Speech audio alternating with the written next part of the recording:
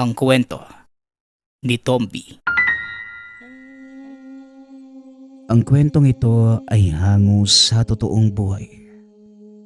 Mula ito sa isa nating tagapakinig. Karanasan ito ni Sandro. Walang eksaktong taon. Probinsya ng Samar. Kadyo at Sandro, ipagliban nyo na muna ang pagligo sa sapa.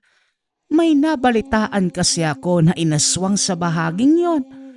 Nakaligtas naman ang biktima. Pero baka magiging malala ang mangyayari sa susunod.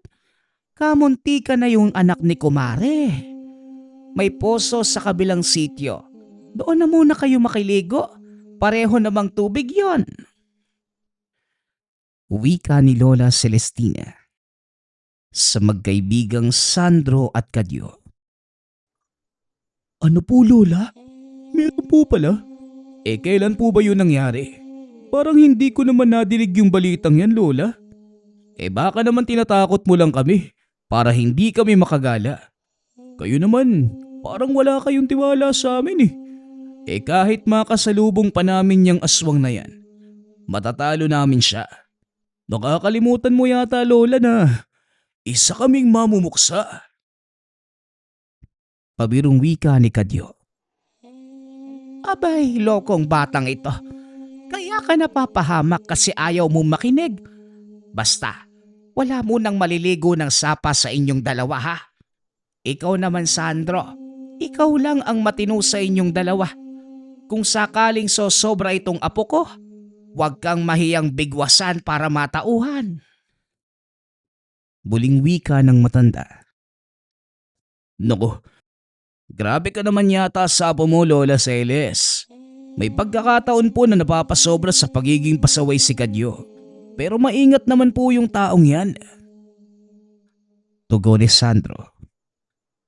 Aba oo, nag-iingat nga. Ilang beses na yang umuuwi na maraming problemang dala. Huwag niyo talagang subukang gumawi sa sapa. Lalo na sa pilapil upang maiwasan na rin ang anumang engkwentro kay Ben-Hur. Ang usap-usapan ng mga tao na baka ang matandang yon ang aswang na sumubok mambiktima. Malay natin, wala namang nakakakilala sa taong yon. Ay naku, Lola. Yang ka na naman sa pakikinig sa mga usap-usapan ng iba eh. Kung makapagsalita kayo laban kay Mang Ben-Hur, parang ang sama-sama naman niyang tao. Kayo na rin yung nagsabi na walang nakakakilala sa taong yun. Kaya wala tayong karapatan na magsalita ng tapos. Ang bigat pa naman ng paratang niyo. Aswang talaga. Alam mo, Kadyo, malapit na kitang kutusan. Palagi ka na lang may nasasabi kapag nagsasalita ako. Hindi ba pwedeng makinig ka na lang at sumunod? Para sa kaligtasan niyo rin naman ito. Ay nako, umiinit lamang ang ulo ko sa usaping ito. Lumakad nga muna kayo. Bumili ng niyog panggata sa lulutuing bilo-bilo at biko bukas. Magkakaroon ng salo-salo sa tiyahin mo. Kaya mabuti na ring may aabot tayong pagkain kahit papano. Siya nga pala, Sandro. Kailan ka ba susunduin ang papa mo rito? Tanong ni Lola Celestina. Lola, mukhang dito po muna ako eh. Wala kasing balita mula kay papa. Baka hindi rin yun pinayagang lumiban sa trabaho. Gano'n naman po talaga yung sekyu eh. Mahirap makaliban lalo na kung walang kapalit na pwesto. Ayos lang po ba na dito na muna ako? Tugon ni Sandro. Ay nako, walang problema. Mas mabuti nga na nandito ka para mabawasan ang iisipin ko kay Kadyo. Kahit papano, may kasamang matino. O siya, kay paring Remy kayo makisuyo ng nyog ha. Yung panggatawag buko. Sira ulo pa naman itong si Kadyo. O balula naman, ako na lang palagi yung nakikita mo. Lalakad na ho kami, pero baka matagalan ha. Sasadyain pa po namin si Mang Opong para sa kalabasa. Ngayon daw po kasi siya mag-aani. Binayaran ko na kaya sayang kung hindi ko kukunin.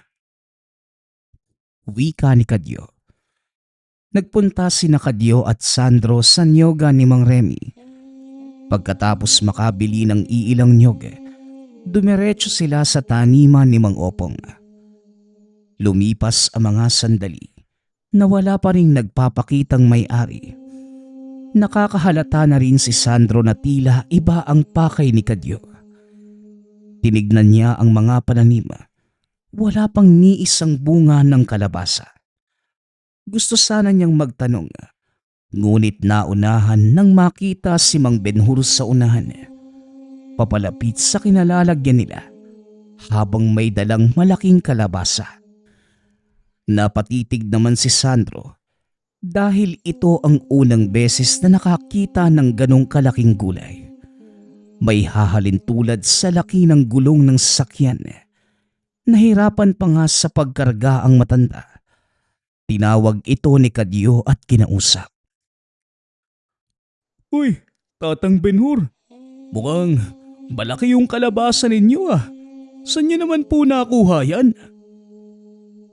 Tanong ni Kadyo. Uy Kadyo, tama bang kausapin natin yung matandang yan? Siya pa naman yung sinasabing, alam mo na, baka mamaya biktimahin tayo niyan. Wika ni Sandro. Pasikretong sinabihan ang kaibigan. Wala ka talagang pinagkaiba kay Lola Celestina at sa mga tao no? Pagtiwala ka lang sa akin. Mabuti siyang tao. Tatang Benhur, bibiling ko na po yan. Nahihirapan kayong magbitbit Wika ni Kadyo. Ibinaba ni Tatang Benhur ang dalang kalabasa at tumingin sa dalawang binata. Tumagal ang pagtitig kay Sandro na naging dahilan upang mailang. Kung hindi pa sumingit si Kadyo ay patuloy itong tititig. Manong, magkano po ba yung benta ninyo? Piso at 25 sentimo ang pera ko. Pwede na po ba ito? Benta nyo na po Manong. Malayo pa yung uuwian nyo. Mabigat yan. Baka hindi nyo kayanin hanggang bahay. Dadagdagan ko pa po ng 25 sentimo. Wika ni Kadyo. Ang kalabasang dala ko, pwedeng ipagbili ngunit ang nakapaloob dito, hindi. Kaya pasensya ka na binata. Tugon ng matanda. Muli nitong kinarga ang kalabasa at saka nagsimulang humakbang. Sinundan ito ni Kadyo at patuloy sa pakikipagnegosasyon kahit hindi sumasagot si Tatang Benhur. Habang si Sandro naman napatuloy ding sumusunod. Nagtataka sa dinaanan dahil malayo pa ang tahanan ng matanda. Ngunit makalipas ang ilang sandali, bumungad ang isang munting kubo. Maligayang pagdating sa tahanan ko. O sige, maupo muna kayong dalawa at may pag-uusapan tayo. Wika ni Tatang Benhur. Nilapag nito ang bitbit na kalabasa sa tabing mesa at saka umikot sa likod ng kubo. Nagtaka si Sandro sa kilos ni Kadyo dahil para bang kabisado nito ang lugar. Pasimple itong kumuha ng upuan sa silong ng kubo. Inayos ang isa pang mesa. Pumasok sa loob ng tahanan at kumuha ng maiinom. Inaya pa nga siya pagkatapos. Kadyo, ano bang ginagawa mo? Sandali, magkakilala ba kayo ni Tatang Benhur? Tanong ni Sandro. Habang hinihintay ng binata ang sagot ng kaibigan, binalikan sa isipan ang mga sandali na dinidepensahan nito ang matanda laban sa salita ng mga tao. Naintindihan niya noon na ayaw lang makasakit ng kapwa. Ngunit sa kilos ngayon ay nagdududa na ito. Ilang sandali pa ang lumipas. Bumalik si Tatang Benhur. May nakasunod na mga asong gubat. Hawak na matanda ang tali at sa puntong binitawan. Kagad sumugod ang mga ito. Nataranta namang umakyat sa puno si Sandro para makaiwas. Samantalang matapang namang hinarap ni Kadyo ang mga ito. Gamit ang lakas at diksi, nagawang sabayan ang mga atake hanggang sa isa-isang naitumba. Tuwang-tuwa si Tatang Benhur sa tabi. Pumapalakpak pa ito at pinupuri si Kadyo.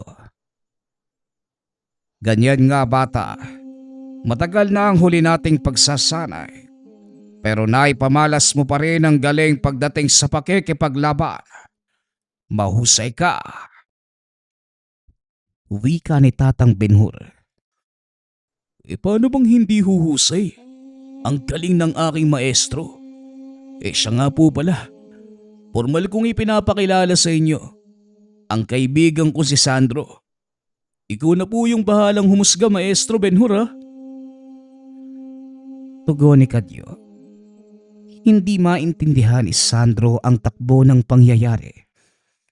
Dahan-dahang napaatras ng makaramdam. Kaya lang mabilis na humarang ang isang asong gubat. Nagulat pa ito dahil bigla na lamang itong lumitaw. Bumaling sa kabilang bahagi upang makaalis.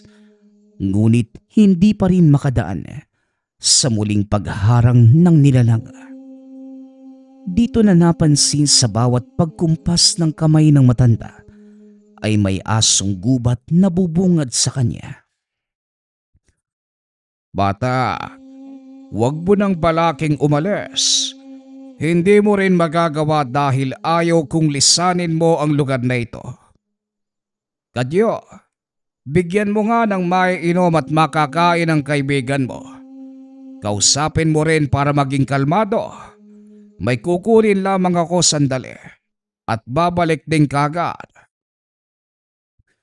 Wika ni Tatang Benhur bago pumasok ng tahanan. O ito, mani at saka tubig. Hindi pa nagluluto si Tatang Benhur eh. Kaya yan muna yung pagtiyagaan mo, ha? Wika ni Kadyo.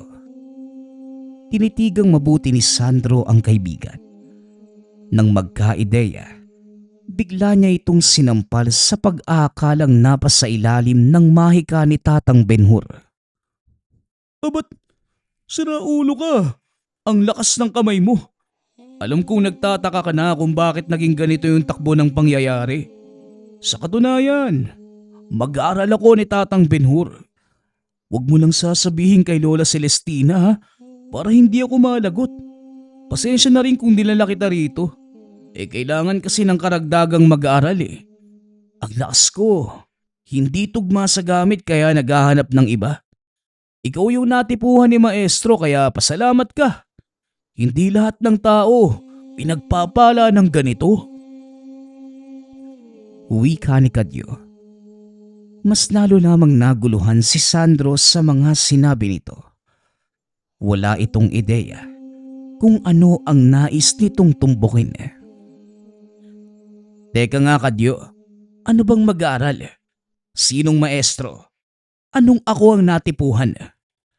Hoy Kadyo, umayos ka nga. Kung isa itong biro, pues hindi ako natutuwa. Umuwi na tayo bago makabalik yung matandang yun. At kung ano pa yung gagawin sa atin. Tara na! Wika ni Sandro. Sandro, hindi tayo aalis sa lugar na to. Dahil maya-maya lang magsisimula na yung pagsasanay. Maganda ka. Dahil kapag nagbigay ng hudyat si Maestro Benhur, naku, wala nang atrasan to. Tugon ni Kadyo. Nataranta si Sandro nang bumalik si Tatang Benhur. Dala ang isang libreta. Walang nakasulat sa pabalat. Ngunit nagtataka ito dahil bahagyang nakaramdam na matinding puwersa. Para waliwanagan ka bata, plano namin ni Kadyo ang lahat ng ito. Siguro binanggit niya sa iyo na naghahanap ako ng karagdagang mag-aaral para sa isang mahalagang tungkulin.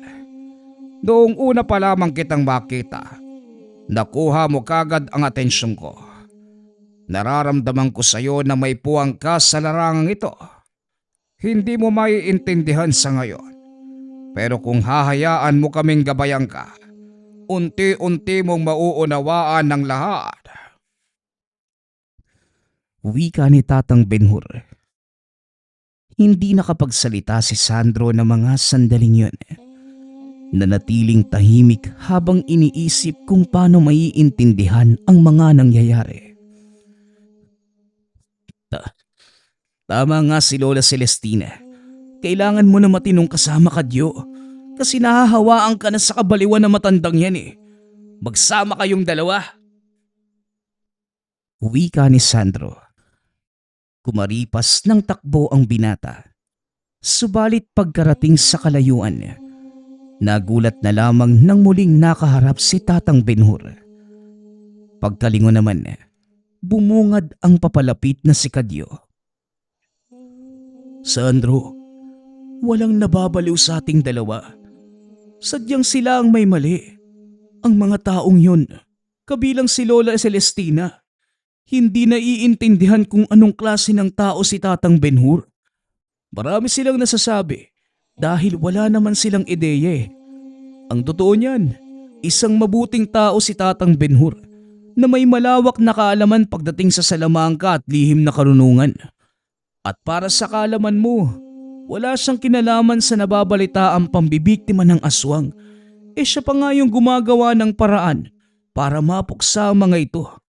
Pare, maniwala ka sa akin. Pangungumbinsi ni Kadyo. Iho, hindi kita masisisi kung pinaniniwalaan mo ang mga sabi-sabi tungkol sa akin. Kahit sino pwedeng makaisip ng ganon. Lalo pat kung makakita ng taong mag-isa sa buhay. Hindi nakikipag-usap sa mga tao at nakatira pa sa kagubatan. Pero kung bubuksan mo ang iyong isipan at puso para kilalanin ang matandang ito, malalaman mo rin ang totoo. Wika ni Tatang Benhur. Nang marinig ito mula sa matanda, tila ba may kung anong humaplos sa kamalayan ni Sandro para pagbigyan. Napansin na lamang na sumama ito pabalik ng tahanan. Dito na ipinaliwanag ng mabuti ni Kadyo ang nangyayari. Maliban sa mga sinabi kanina, ipinakilala rin ang katauhan ni Tatang Benhur. Lumad o isang katutubo sa lugar si Tatang Benhur. Bagaman walang permanenteng tirahan dahil palaging palipat-lipat, nagawa ring makatagpo ng maayos na tahanan. Siya lamang ang mano-manong nagtayo ng kubo at piniling sa kagubatan upang malayo sa anumang ingay ng mga tao at para na rin mapalapit sa mga espiritu ng kalikasan na silang kasanggat itinuring na kaibigan. Simulat sa pool, ang mga ito na ang nakakausap at kakwentuhan sa mga bagay-bagay. Sila din ang nagturo ng mga pamamaraan pagdating sa usaping salamangka at silang kaensayo kapag nakakatuklas ng bagong kakayahan. Bukod dito, si Benhur ang tumutulong sa bawat madidinig na saklolo. Kung pag-uusapan ang bali-balita ng mga tao tungkol sa kanya, isa lamang itong salitang walang katuturan. Ang pasimuno nito ay ang babaeng nakaengkwentro ni Tatang Benhur noong araw. Sinalakay ito ng aswang. Ngunit si Tatang Benhur, bilang tapat sa tungkulin at walang pinipiling tulungan, dali-daling sumaklolo. Hindi nakita ng biktima ang itsura ng sumalakay na nilalang. Ngunit malinaw nitong naaninag ang itsura ng matanda. Kaya magmula ng araw na yon, nadagdagan ang istorya at pinaniwala ang aswang nga ang matanda. Hindi na lamang ito pinansin dahil ayaw nang makipagsagutan sa mga taong sarado ang kaisipan para sa katotohanan. Kung ganun, paano naman kayo nagkakilala ni Tatang Benhur? Ano naman yung sinasabi mo kanina na mag-aaral ka tapos siya ang maestro? Tanong ni Sandro. Nangyari yan noong naligaw ako sa gubat. Tapos, napaglaruan ako ng tikbalang. Paikot-ikot ako sa isang lugar. Hindi na makalis. Humingi ako ng saklolo. Sumigaw ng sumigaw hanggang sa dumating si Tatang Benhur. Kung naroon ko lang sa sandaling yun, mapapahanga ka sa taglay niyang galing Aba, kinumpas lang yung mga kamay. Tapos napasuko na yung tikbalang. Magmula ng araw na yon, naging kuryoso ako.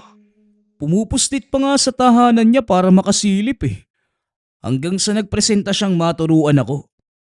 Ang kulit ko kasi. Marami na akong natutunan mula kay maestro. Pero limitado yung kakayanan. Kaya nang makita ka niya nakasama ko, nagtanong tungkol sa'yo. Ang sabi ni maestro, ikaw daw yung nagtataglay ng mga katangian para mapagbigyan ng gamit Pare, magtiwala ka sa akin. Pagbigyan mo si Maestro Benhur.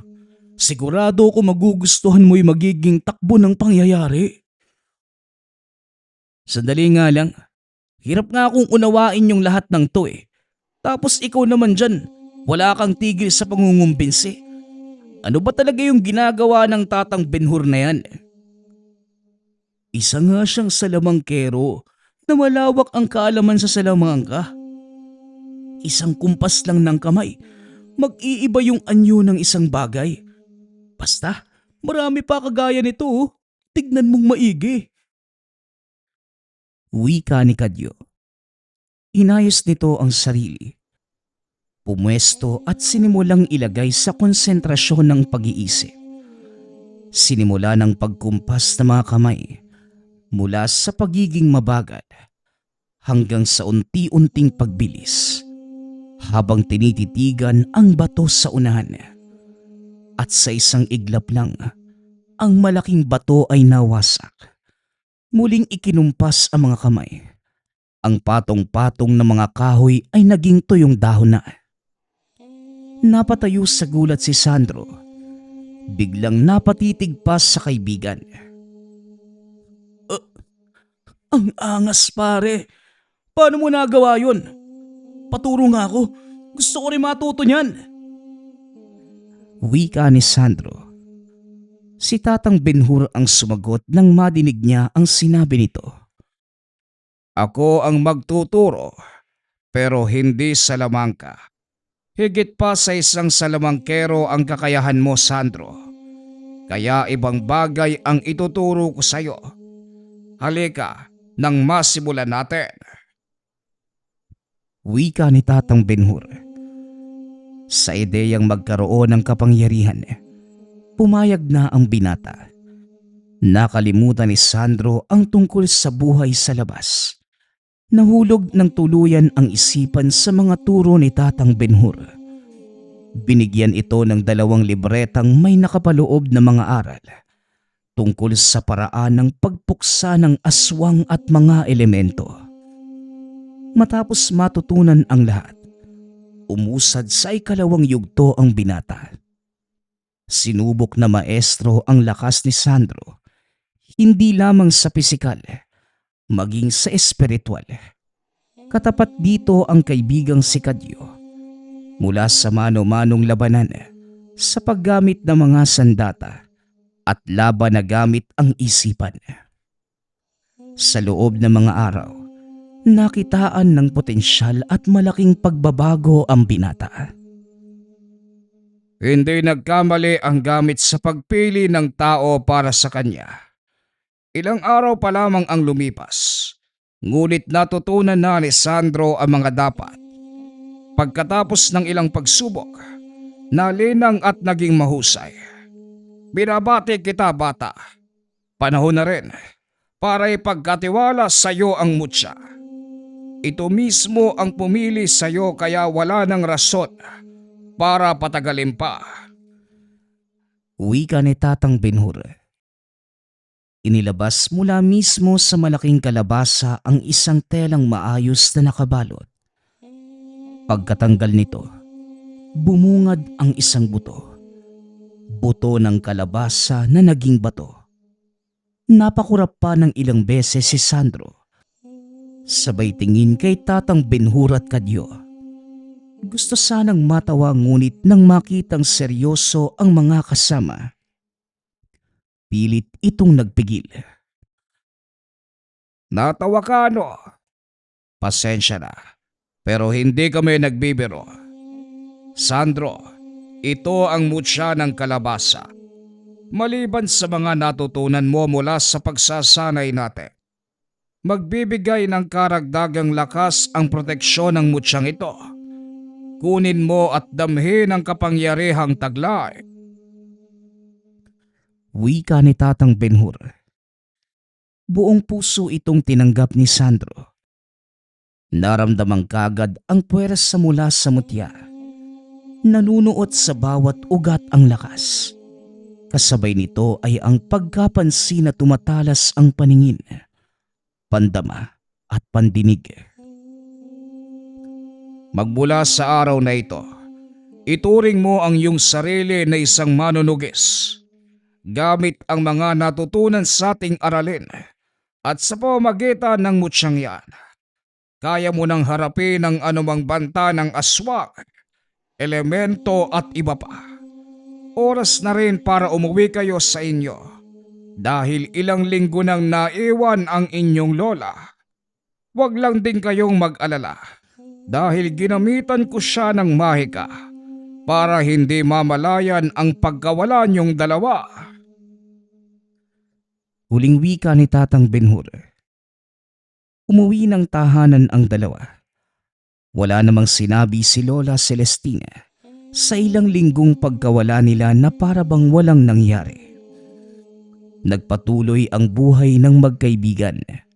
Ngunit sa pagkakataong ito, may malaking pagbabago dahil sa ginagampanang tungkulin. Sila ang nagsisilbing tagapagtanggol ng mga biktima ng iba't ibang elemento at aswang. Ngunit kung elemento ang nakakalaban, kagaya ng engkanto at lamang lupa, si Kadyo ang kakaharap. Kung aswang naman ay si Sandro ang kakalaban. Dahil ito sa larangan na kanilang sinanay sa ilalim ng pagtuturo ni Tatang Benhur. Binabase nila ang kakayahan ng bawat isa. Nang mga panahong ito, mas naging talamak ang pambibiktima ng mga aswang. Kaya mas naging aktibo si Sandro. Kahit na ganun, kasama pa rin si Kadyo para makatulong sa ibang pamamaraan. Kayong dalawa, wag na muna kayong maglalakwatsa ha. Ngayon lang galing ako sa tindahan. Nabalitaan ko yung pambibiktima ng aswang sa kabilang sitio. Diyos ko, patay na yung biktima. Ang bata pa naman sana. Sandali, napapansin kong napapadalas yung paglabas nyo, Kadyo at Sandro ha. Ano bang pinagkakaabalahan ninyo? May hindi ba kayo sinasabi sa akin? Tanong ni Lola Celestina. Ay naku, si Lola naman parang hindi alam yung lakad namin eh. Saan pa ba? Eh di sa sapa lang naman. Papalipas kami ng oras ni Sandro eh. Naliligo tapos nanguhuli na din ng isda. Inulam pa nga natin kaninang agahan eh. Tugon ni Kadyo. Siguraduhin nyo lang talaga. Kasi kapag may kalokohan kayong ginagawa, may makakalbo talaga ako. Walang lalabas ngayong araw ha. Wika ni Lola Celestina. Dali-dali naman itong umalis para ipagpatuloy ang mga gawaing bahay. Hoy Sandro, huwag kang mag-alala. Tuloy pa rin naman yung lakad natin mamaya eh. Ako nang bahala kay Lola. Wika ni Kadyo. O ikaw, gagamitan mo na naman ng mahika. Kadyo, baka makahalata na siya ha. Saka wala pang masamang epekto yung ginagawa mo. Ilang beses mo nang ginagamitan si Lola para lang makatakas tayo sa kanya eh. Tanong ni Sandro. Huwag kang mag-alala. Walang masamang epekto to. Magtiwala ka lang sa akin. Hindi rin naman pwedeng dito lang tayo habang malayang nakakagalaw yung aswang dyan sa tabi-tabi. Basta, ako ang bahala kay Lola. Wika ni Kadyo. Makalipas ang ilang sandali, pagkatapos lapatan ng mahika ni Kadyo si Lola Celestina, nagmamadali nang umalis ang dalawa. Pinuntahan nila ang itinurong direksyon ng tangan kung saan kasalukuyang naghasik ng kasamaan ang isang aswang. Pagkarating, hindi pa ganong napuruhan ang mga biktima. Kagad namang ginamitan ng mahika ni Kadyo upang makatulog ang mga ito at hindi masaksihan ang mga mangyayari. Habang si Sandro naman sa kabilang banda, inihanda na ang sarili para kontrahin ang mga nilalang. Dinala ang aswang sa bahaging malayo sa kinalalagyan ng mga biktima. Dito na sila nagtuos. Madaling natapos dahil hindi hinayaang makalaban. Lahat ng mga pag-atake ay kay Sandro. Tumagal lamang ng ilang segundo ang nilalang. Alam mo, Sandro, sakto din yung lugar, no? Pwedeng dito na natin mismo ilibing yung mga aswang na yan. Wika ni Kadyo nang makahabol. Pinagtulungan nilang sunugin ang katawan ng aswang. Pagkatapos ay inilibing ang mga natirang abo. Nang mga sandaling yun, ang buong akala ng dalawa, ito na ang magiging huling engkwentro. Dahil lumipas pa ang maraming taon bago muling napasabak sa labanan. Kasagsagan ng Semana Santa nang muling makadinig ang magkaibigan ng pambibiktima ng aswang. Matagal na rin noong huling pakikipagharap sa nilalang. Nabuhay naman ang samut-saring pamahiin na silang pinaniniwalaan ng lahat na dahilan ng kaganapan kagaya na lamang ng Kadyo, Sandro, siguro naman nabalitaan nyo yung nangyaring pambibiktima ng aswang sa kabilang sitio? Diyos ko, malapit na yun sa atin. Ito na siguro yung sinasabi ng mga kaninunuan natin na sa tuwing sasapit ang Semana Santa, maglalabasan ang mga kampo ng kadiliman. Maghahasik ang mga ito. Sasamantalahin ang pagkakataon na walang magpoprotekta ng sanlibutan dahil patay ang Diyos.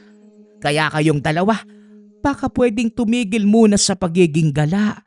Nangangamba na ako na baka makasalubong nyo sa daanan yung aswang. Wika ni Lola Celestina. Alam mo, Lola, matutuwa na sana ako kasi kahit papaano nakakalimutan nyo yung tungkol kay Tatang Benhur na palagi niyong bukang bibig. Tapos ito na naman, pamahiin, patay ang Diyos. Lola, hindi namamatay ang Diyos. Isang beses lang siyang namatay, ano? Noong kakasimula pa lang ng mundo, 1,000 taon na ang nakakalipas. Hindi naman yun taon-taon. Grabe naman kayo sa Diyos natin. Tsaka Lola, palapitin mo kamo yung mga aswang na yan sa akin. Kahit ilan pa sila, kahit magtulungan, matatalo namin ni Sandro. Tugon ni Kadyo. Hampas ng walis tingting ang natanggap ni Kadyo mula sa matanda. Umayos naman ang binata upang hindi na maulit. At siraulo ka talagang bata ka, ano? Saan ka naman nakahugot ng kayabangan? Sa aso pa nga lang nauuna ka pang tumakbo. Aswang pa kaya? Kadyo, huwag mong hinahamon yung mga kampo ng kadiliman. Dahil sa oras na madinig ka, susugod sila at hindi hahayaang mabuhay ang taong nagsasalita laban sa kanila. Siya nga pala. Oo nga, ano? Baka si Tatang Benhur pa rin yung aswang na yan. Grabe na talaga yung matandang yon. Wika ni Lola Celestina. Napakamot na lamang sa ulo sina Sandro at Kadyo nang maalala na naman ng matanda ang tungkol kay Tatang Benhur. Dali-dali nilang iniba ang usapan. Lola, pwede pa naman pong maligo, ano? Wala pa naman pong 3:00 eh. Sasapa lang po muna kami, ha. Magtatampisaw saglit. Wika ni Sandro. Oo, pwede pa. Basta umuwi kayo bago mag-alas 3 ha. Oras yan ang kamatayan ng Diyos. Kaya dapat nasa tahanan na ang lahat para maiwasan ang anumang banta ng kapahamakan. Wika ni Lola Celestina. Nagpunta ng sapa ang magkaibigan. Hindi para maligo, kundi para magmanman sa paligid. Sa pagkakataong ito, naaktuhan ang isang matandang lalaking pabalik-balik sa lugar. Sinadya talagang mapadaan sa mismong bakuran ng tahanan na merong buntis. Binantayan nila ang kilos ng akmang papasok, saka gumawa ng hakbang sina Sandro. Sumigaw si Kadyo upang maagaw ang atensyon na matanda. Nang makitang papalapit sa kinalalagyan ay siya namang pagkaripas ng takbo, papunta sa kabilang bahagi ng sapa. Lumusong ito ngunit hindi na nila nakitang umahon. Kahit saang banda, hindi na mahagilap. Huwag mong sabihing naging isda yung matandang yun? May ganun bang klase ng aswang? Ang alam ko lang kasi, pwedeng magpalit ng anyo kagaya ng kambing, baboy, aso o ibon. Pero maging isda? Teka nga, makakuha nga ng pana. Baka sakaling mahuli ko yun at iihawin ko lang. Wika ni Kadyo. Oy Kadyo, isang tabi mo nga muna yung pagiging palabiro mo. Mukhang nakahanap din tayo ng tutulungan. Maganda ka dahil babalik tayo mamayang gabi. Sa bahay na yan. Hindi dito nagtatapos ang kilos na matandang yun. Tugon ni Sandro. Pagsapit ng gabi, nakaabang na sa hindi kalayuan ang dalawa. Nagmamatiyag, tinalasan ang paningin at pakiramdam sa banta at amoy ng aswang. Ilang oras din ang lumipas bago may napansin sa paligid. Sa kabilang bahagi ng kakahuyan, naaninag nila ang anino ng aswang. Dahan-dahan itong gumagapang papunta sa tahanan. Kumilos na rin sina Sandro para mapigilan ang anumang binabalak na kasamaan. Habang si Kadyo naman, pumwesto malapit sa tahanan. Pinoprotektahan ang nasa loob gamit ang kanyang salamangka. Samantalang si Sandro ang pisikalang nakikipagtuos sa nilalang. Hindi biro ang taglay na lakas ng aswang dahil ilang beses tumilapon ang binata. Nahirapan itong tapatan sa mga unang sandali ang mga pag-atake. Dahil na rin sa bilis, tinatamaan siya ng pagkalmot, kinakagat pa, ngunit dahil sa tangan ay walang natamong sugat. Nang makatsyempo, dito pinakitaan ni Sandro ng kalupitan. Dinampot niya ang nabitawang itak at saka sinugod ng taga ang nilalang. Hindi nakapalag dahil diretsyong bumaon sa katawan ng patalim.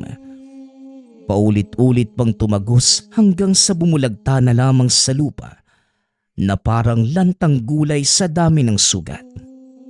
Nangisay na lamang ito at hinintay ang kamatayan. Sa pagkakataong yun, dumating naman si Tatang Benhur. Kagad itong sinalubong ni Sandro upang batiin ang maestro. Napadaan lang ako. Sandro, naramdaman ko kasi ang puwersa ng mutya at enerhiya ninyo. Kaya sumilip na rin sa nangyayari. Walang kupas ang kagalingan yung dalawa ha. Ilang taon na ang nakalipas magmula noong naturuan ko kayo. Habang mas tumatagal, mas lalo pa kayong humuhusay. Ipagpatuloy nyo lang yan. Wika ni Tatang Benhur.